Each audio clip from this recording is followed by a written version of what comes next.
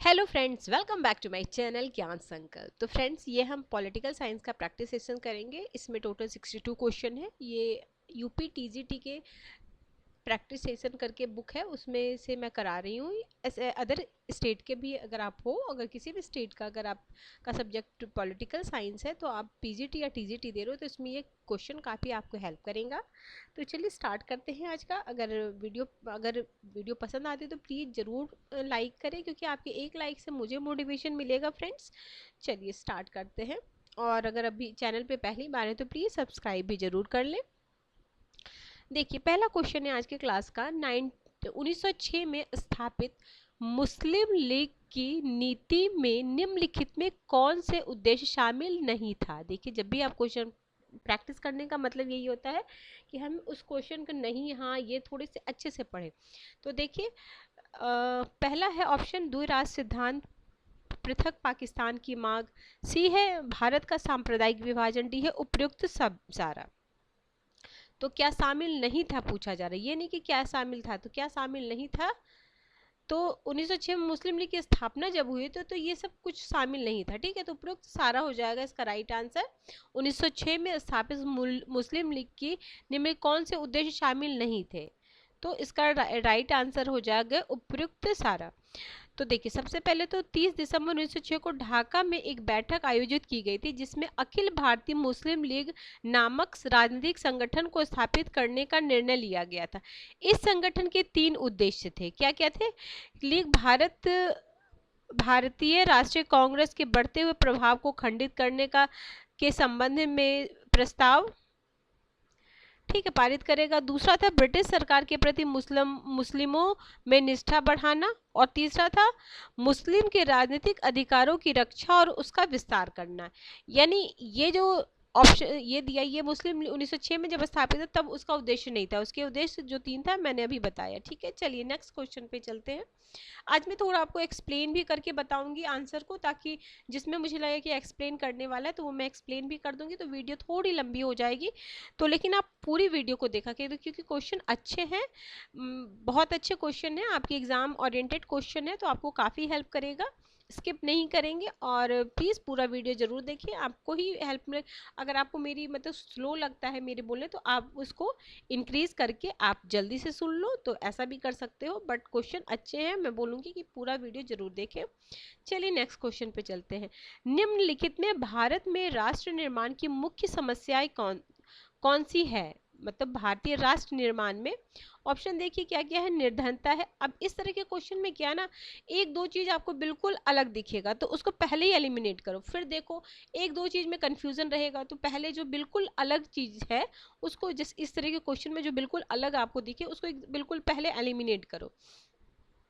ठीक है, तो देखिए इसमें सबसे पहले मुझे क्या ना, तीसरा वाला बिल्कुल देखिए, मैं ऑप्शन पहले बोलती हूँ। निर्धनता, ठीक है, निरक्षरता, मजदूर संघ, भ्रष्टाचार, क्षेत्रीय राजनीतिक दल, आतंकवाद। तो सबसे पहले अगर किसी भी राष्ट्र निर्माण में मजदूर संघ क्यों वो करेगा, ठीक है, तो सबसे पहले मैं ना तीसरा को एलिमिनेट कर रही हूँ। ठीक है, तीसरा को एलिमिनेट करूंगी तो ये तो नहीं होगा। ठीक है, बी तो नहीं होगा। ठीक है, फिर देखते हैं हम और क्या क्या, अब देखते हैं कि नहीं बहुत ज़रूरी है, मतलब ये इससे होता है। तो देखिए, आतंकवाद से भी होता है, निरक्षरता भी इसका कारण हो सकता है, भ्रष्टाचार भी हो सकता है और निर्धनता भी हो सकता है। मजदूर संघ और क्षेत्रीय राजनीतिक दल का इससे कोई वो नहीं पड़ता है, तो इसका राइट आंसर हो जाएगा। आपको पांचवा और तीसरा को मुझे एलिमिनेट करना था, तो पांचवा अगर आप एलिमिनेट करते तो सारा ही आपका आंसर एकदम सही पे आ जाते। अगला है क्वेश्चन नंबर 3। इटली में फांसीवादी के उदय का परिणाम क्या था। ठीक है, फांसीवाद का जो उदय हो उसका क्या परिणाम था, तो प्रथम विश्व युद्ध। अगला है नाजीवाद का जनक। देखिए, है तो इजी क्वेश्चन, बट कभी कभी एग्जाम में हिटलर और मुसोलिनी में लोग कंफ्यूज हो जाते हैं। ठीक है, तो इसका राइट आंसर हिटलर होगा।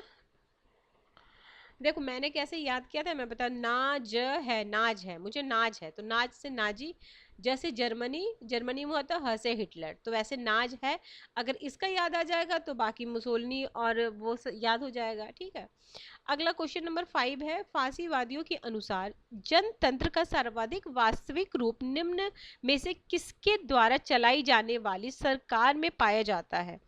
अभिजात वर्ग है, जंगखोर है, जनतंत्रवाद है, अराजकतावादी है।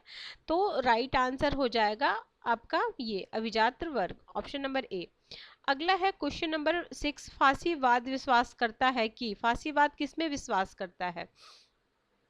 तो ये राज्य दल से श्रेष्ठ है, इसमें विश्वास करता है, राज्य जो है दल से श्रेष्ठ है उसमें विश्वास करता है। क्वेश्चन नंबर 7, भारतीय संविधान निर्मात्री परिषद की प्रथम बैठक कब हुई थी? भारतीय, तो इसकी हुई थी 9 दिसंबर 1946 में हुआ था। ठीक है, इसमें प्रथम उस समय अध्यक्ष बनाए गए थे सच्चिदानंद सिन्हा, जो अस्थायी अध्यक्ष थे। फिर 11 तारीख को थे, 11 दिसंबर को, तब डॉक्टर राजेंद्र प्रसाद को बनाया गया था इसका अध्यक्ष, संविधान सभा का अध्यक्ष। अगला क्वेश्चन नंबर 8, निम्नलिखित में से कौन सी क्रांति राज्य की उत्पत्ति के देवीय सिद्धांत के पतन का कारण नहीं है? यानी एक है, मतलब एक नहीं है कारण, बाकी 3 इसके कारण है, एक नहीं है। तो देखिए ये भी 1789 का फ्रांस, अब इससे ये भी याद रख ली कहाँ कहाँ कौन सी, ये गौरवपूर्ण क्रांति इंग्लैंड में कब हुई थी? 1688 में। 76 में अमेरिकी क्रांति हुई है, 1789 फ्रांस की क्रांति हुई। तो बस 1887 जो भारत का प्रथम स्वतंत्रता वो था आंदोलन, ये युद्ध था, वो नहीं था। तो इसका यही भी इसका राइट आंसर हो जाएगा। ये सब को ना आपको क्रम में भी जाने दिया जा सकता है, जैसे फ्रांस की क्रांति देता है, इंग्लैंड की क्रांति, अमेरिकी क्रांति, तो ये सब डेट के साथ आपको याद होगा ही, बट आप एक बार जरूर देख लीजिए। अगले, निम्नलिखित सिद्धांतों में किसके द्वारा राज्य की स्थापना जनता की इच्छा से हुई है? ठीक है, जनता की इच्छा से हुई है, तो ये हो जाएगा आपका सामाजिक समझौते के सिद्धांत, सामाजिक समझौते का सिद्धांत, option number C is the right answer. Question 10 है, प्राकृतिक अधिकार के सिद्धांत की पुष्टि की गई है? तो प्राकृतिक अधिकार के सिद्धांत की पुष्टि की गई है केवल कुछ उदारवादियों द्वारा, option number B is the right answer. निम्नलिखित में से राज्य के एक सावयवी सिद्धांत का प्रथम प्रतिपादक किसने किया? सावयवी सिद्धांत का प्रथम प्रतिपादित किया है प्लेटो ने, option number A is the right answer. अगला, अनुपातिक प्रतिनिधित्व की व्यवस्था का प्रस्ताव ब्रिटिश संसद सर्वप्रथम किसने प्रस्तुत किया था? ब्रिटिश संसद सबसे प्रथम प्रस्तुत टॉमस हेयर ने किया था, option number C is the right answer. अगला, निम्नलिखित में से कौन स्त्री मताधिकार का प्रबल समर्थक है? स्त्री मताधिकार का, तो ऑप्शन देखिए इसमें हो जाएंगे सिजविक हो जाएंगे। ठीक है, क्वेश्चन नंबर 13, ठीक है 13 में क्या हो जाएंगे? सिजविक हो जाएंगे। ठीक है, और कौन कौन है एक बार मैं जरा बता दूं आपको, क्योंकि ऐसे आप जेस मिल को जानते होंगे, जेस मिल हैं स्त्री मताधिकार के समर्थक। तो देखिए स्त्री मताधिकार के सबसे महत्वपूर्ण प्रभावशाली समर्थक में कुछ विचारक जैसे जॉन स्टुअर्ट मिल जाने जाते हैं, सिजविक जाने जाते हैं, लावेल जाने जाते हैं, ठीक है, थॉमस हेयर, इनके नाम विशेष रूप से जाने जाते हैं। ठीक है, चलिए अगला है तो इसमें से इनका होगा। अगला, ये हेनरी मैन तो प्रतिशतात्मक सिद्धांत के हैं, तो ये होंगे नहीं। निम्न दिए गए विकल्पों में से मार्क्स के अनुसार इतिहास उपज है? तो इतिहास जो उपज है वह है आपका भौतिक शक्तियों का, option number A is the right answer. Question number 15, question number 15 में क्या है? रूसो के एकेडमी ऑफ डिजोन द्वारा 1749 में प्रायोजित निबंध प्रतियोगिता में निम्नलिखित से किस विषय पर पुरस्कार प्राप्त किया था?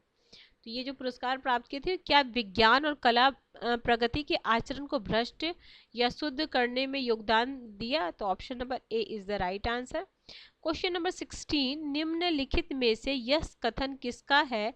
मनुष्य राज्य की आज्ञा का पालन इसलिए करता है क्योंकि वह जानता है कि अवज्ञा से होने वाले अहित की तुलना में आज्ञा पालन अधिक उपयोगी है।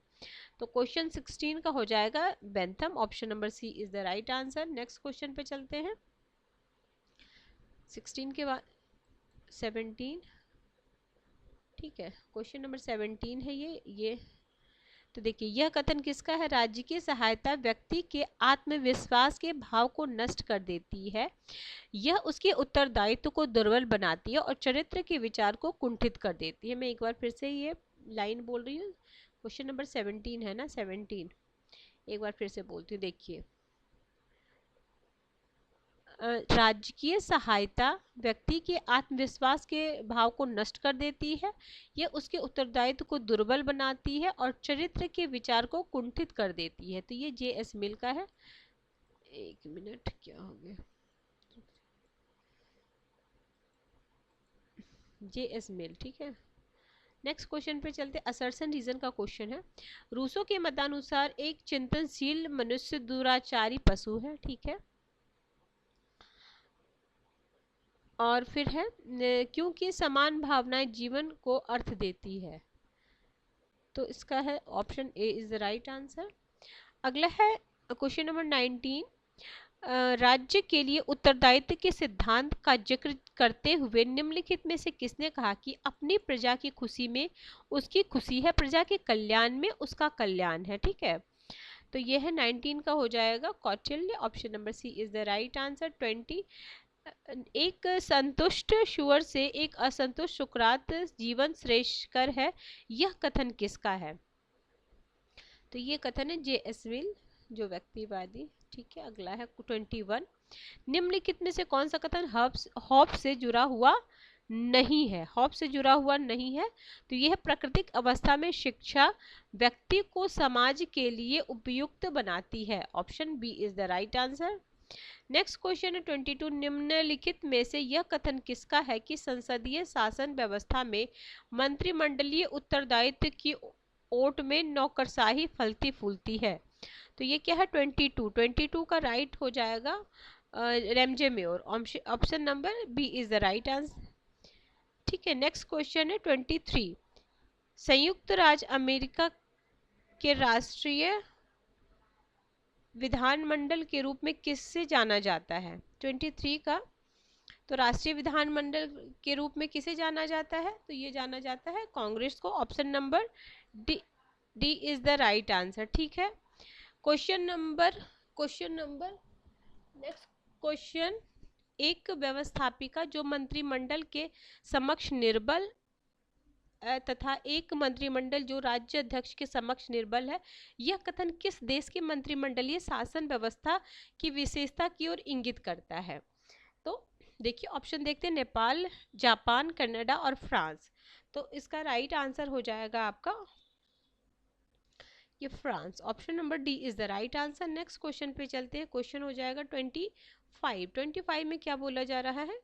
देखिए कोटेशन है। सभी मनुष्य को कुछ समय के लिए और कुछ मनुष्य को सदैव के लिए मूर्ख बनाया जा सकता है, लेकिन सभी मनुष्य को सदैव के लिए मूर्ख नहीं बनाया जा सकता है, ठीक है। तो ये है अब्राहम लिंकन का कथन, ठीक है। अब्राहम लिंकन का कुछ समय के लिए आप मूर्ख बना सकते हो, बट हमेशा के लिए नहीं। नेक्स्ट क्वेश्चन है क्वेश्चन नंबर 26। गांधी जी द्वारा लिखी हिंद स्वराज कथा में आख्यान श्रेणी निम्नलिखित कौन से वर्गीकृत में आती है? तो ये संवाद शैली में आती है। अगला, हिंद स्वराज निम्नलिखित का समर्थन या पक्ष पोषण करती है? तो हिंद स्वराज जो पक्ष पोषण करती है वह है Bismarck, Germany. Option number D is the right answer. Manusmriti में राज्य का स्वरूप कैसा है? तो ये एक सावयवी है, ठीक है। Option number A is the right answer. अगला क्वेश्चन नंबर 29। निम्नलिखित में से लॉक ने किसका समर्थन किया है? तो देखिए ऑप्शन में शानदार क्रांति या शानदार क्रांति, शासन की निरंकुशता, निरंकुश संप्रभुता व्यक्ति का। तो ये शानदार क्रांति का, ठीक है। इसको गौरवपूर्ण क्रांति भी कह सकते हो, ठीक है। 1688 में जो हुआ है। मार्क्सवाद का अंतिम उद्देश्य था? तो मार्क्सवाद का अंतिम उद्देश्य क्या था? राज्यविहीन समाज की स्थापना, ठीक है। वो बोलते थे एक टाइम आएगा जब राज्य लोप हो जाएगा। नेक्स्ट क्वेश्चन है 31। राज्य की उत्पत्ति का सामाजिक समझौते का सिद्धांत क्या प्रतिपादित करता है? तो क्या प्रतिपादित करता है? ये करता है आपको राज्य बनने से पहले मनुष्य प्राकृतिक अवस्था में रहा करता था। Option number A is the right answer. अगला है क्वेश्चन नंबर 32। चर्च की सरकार किसके सदस्यों की सहमति पर आधारित है? इस विचार की पुष्टि किसके द्वारा की गई है? तो पारसिदिक आंदोलन। Option number B. अगला है निम्नलिखित में से कौन सा सही सुमेलित नहीं है, नहीं है। देखिए अनुच्छेद 14 है, अनुच्छेद 21 है, अनुच्छेद 25 है, अनुच्छेद 23 है। तो कौन सा इसमें बोला जा रहा है आपसे कौन सुमेलित नहीं है, तो ये 25वां नहीं है, option number C is the right answer. अगला है देखिए 14 में विधि के समक्ष समानता है, 21 में प्राण और दैहिक स्वतंत्रता का संरक्षण है, ये नहीं हो जाएगा। बाकी 23 में मानव दुर्व्यवहार बलात्सर्म के प्रतिषेध है। अगला मौलिक कर्तव्य का विचार प्राप्त किया गया है, तो मौलिक का जो किया गया है ये सोवियत समाजवाद गणतंत्र के संविधान से। अगला है 35 भारतीय संविधान के किस अनुच्छेद के अंतर्गत कोई नागरिक अपने मौलिक अधिकार की रक्षा के लिए उच्च न्यायालय में याचिका दायर कर सकता है, तो यह है 226। नेक्स्ट क्वेश्चन है आपका 36, निम्नलिखित में कौन सा जोड़ा बेमेल है, यानी जो मेल नहीं खा रहा है जोड़ा वो कौन सा है, बाकी तीन आपका है। तो देखिए विधि के समक्ष नहीं है तो 14 में है, तो यही बेमेल है। बाकी देख लीजिए क्या सही, ये भी देखना जरूरी है। 51 है अंतर्राष्ट्रीय शांति सुरक्षा की समृद्धि, जो नीति निर्देशक तत्व है। 41 है कुछ दशाओं में काम का अधिकार। 39 का में निःशुल्क विधिक सहायता। देखिए नीति निर्देशक तत्व को आप कई बार जरूर एग्जाम से पहले कुछ कुछ टॉपिक होता है उसको आपको देख के जाना होता है, उसमें नीति निर्देशक तत्व हो गए। फंडामेंटल राइट्स तो फिर भी बहुत बार याद किया हो रहता है तो याद रहता है, लेकिन नीति निर्देशक तत्व कभी कभी ना कंफ्यूजन हो जाता है। और मौलिक कर्तव्य भी इस बार आपको देख के जाना है एग्जाम से जाने से पहले। अगला है निवारक निरोध के कानून के अधीन किसी व्यक्ति को कितने दिनों तक बंदी बनाया जा सकता है। तो ये 3वां option number C is the right है। 37 का सी है। 38 राज्य के नीति निर्देशक तत्व के विषय में सत्य है, ये न्याय योग्य नहीं है, ठीक है, यानी न्याय योग्य नहीं आ सकता, वाद योग्य नहीं ऐसा वर्ड आ सकता है। अगला निम्न कौन सा भारतीय संविधान का अनुच्छेद सार्वजनिक सेवा में अवसर की समानता, ठीक है, सार्वजनिक सेवा में अवसर की समानता, तो आर्टिकल 16 हो जाएगा। लॉर्ड सभा की अध्यक्षता कौन करता है, तो लॉर्ड सभा की अध्यक्षता लॉर्ड चांसलर करते हैं। अगला भारतीय संविधान की 6 स्वतंत्रता किस में दिया गया है, तो अनुच्छेद 19 में 6 प्रकार की स्वतंत्रता दी गई है, ठीक है। ये बोलने की स्वतंत्रता, संघ बनाने, ये सम्मेलन करने की, संघ बनाने की, फिर कहीं भी मतलब देश में कहीं भी आने जाने की, आजीविका की, ठीक है, तो 6 तरह की इसमें दी गई है, ठीक है। अगला भारतीय संविधान और जो प्रेस की स्वतंत्रता है वो भी आपको 19A में ही है, जो स्पीच की स्वतंत्रता है ना, बोलने की स्वतंत्रता, उसी के अंतर्गत प्रेस की स्वतंत्रता भी आती है। अगला भारतीय संविधान की प्रारूप समिति का अध्यक्ष कौन थे, प्रारूप समिति के अध्यक्ष तो भीमराव अंबेडकर थे, option number D is the right answer. भारतीय संविधान कौन सा भाग नागरिकता से संबंधित है, तो भाग 2 है। देखिए भाग 2 है ना, पहला संघ और राज्य क्षेत्र, भाग 1 में, 2 में नागरिकता है, 3 में मौलिक अधिकार है, ठीक है, और फिर है ये नीति निर्देशक तत्व हो जाएगा 4 में, 4 क में हो जाएगा मौलिक कर्तव्य, फिर 5 में हो जाएगा संघ की कार्यपालिका, ठीक है। अगला भारतीय संविधान की कौन सी धारा भारतीय नागरिकता को स्पष्ट करती है, तो 5 से लेके 11 तक। भारतीय संविधान निम्नलिखित किसका सर्वाधिक ऋणी है, तो ये 1935 अधिनियम में सबसे ज़्यादा जो हमारे संविधान में जो लिया गया है, जैसे हमारे संविधान तो बहुत सारे देशों से कुछ ना कुछ लिया गया, लेकिन सबसे जो मेजर पार्ट है वो भारत शासन अधिनियम 1935 का है, ठीक है। अगला भारतीय संविधान के किस अनुच्छेद का संबंध वित्त आयोग से है, तो क्या है भारतीय संविधान का कौन सा वित्त आयोग से है, तो 109, ठीक है। क्या क्वेश्चन नंबर हमारा है 46। तो देखिए भारतीय संविधान देखिए भारतीय संविधान के अनुच्छेद 112 में वित्त विधेयक का उल्लेख किया गया। देखो बजट का तो कहीं नहीं, वित्त विधेयक का किया गया है, और ठीक है संसद के दोनों सदनों में, ठीक है। धन विधेयक 110 में है, 117 में आपका किया गया है, 109 में 109 के में उपबंध है कि किसी धन विधेयक को केवल लोकसभा में पेश किया जा सकता, ठीक है। तो इससे जो संबंधित है, पूछा ना किस वित्त विधेयक से कौन संबंधित है, तो 109वां जो इसमें दिया गया है कि वित्त विधेयक सिर्फ लोकसभा में प्रस्तुत किया जा सकता है, ठीक है। नेक्स्ट क्वेश्चन पे चलिए, क्या है संविधान की अनुसूची और विषय है, चौथी है, छठी है, भूमि सुधार हो जाएगा छठी में, और बाकी देख लीजिए इधर मैच कर लेते हैं हम। 8वीं में तो आपका भाषा हो जाएगा, चौथी में हो जाएगा राज्यसभा में सीटों का, तो ये क्या क्वेश्चन नंबर हमारा है